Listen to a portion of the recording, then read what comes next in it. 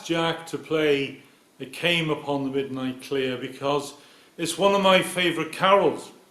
It was written in the mid-19th century by Edmund Hamilton Sears in Massachusetts, and it's sung to a tune called Noel, written by Arthur Sullivan of Gilbert and Sullivan fame.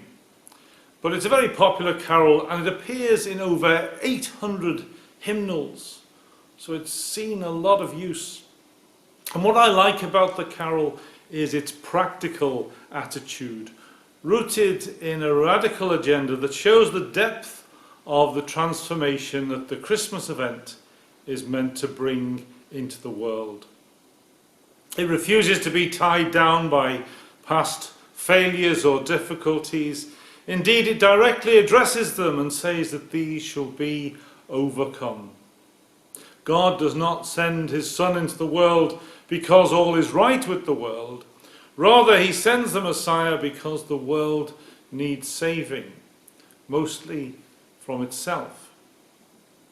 Now, the Old Testament prophet spoke of a day when inequalities will cease, when intolerance will be ended, when violence will cease, and people will live in peace with one another. What the Christmas story also injects into our winter celebrations is a dose of reality. A voice that says, this is how the world should be turned upside down. This is how we should overcome what is wrong and unacceptable in our world. This is how we should greet the new dawn, the new year that is just around the corner, and the spring that will come in time. It is a message of hope that is perhaps especially important in this time of COVID.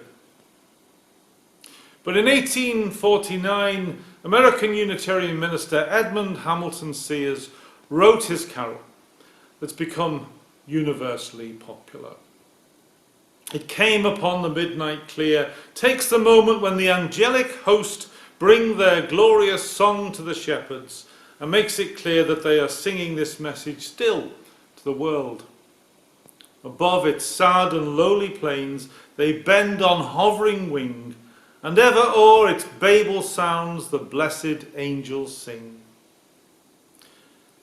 Now, beneath 2,000 years of wrong, the writer declares, people have continued to ignore the angel's message.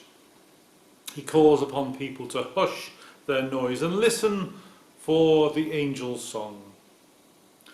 And when the message is finally heard, those who are bent low, those who toil in an uphill struggle, those whose steps are painful and slow will find a liberation. And every time a choir or every time a congregation sings this carol at Christmas, they commit to the true vision of Christmas, where the world is transformed, where oppression is ended, inequalities are brought to an end, and broken lives are restored. For lo, the days are hastening on by prophets seen of old, when with the ever-circling years shall come the time foretold, when peace shall over all the earth its ancient splendours fling, and the whole world send back the song which now the angels sing.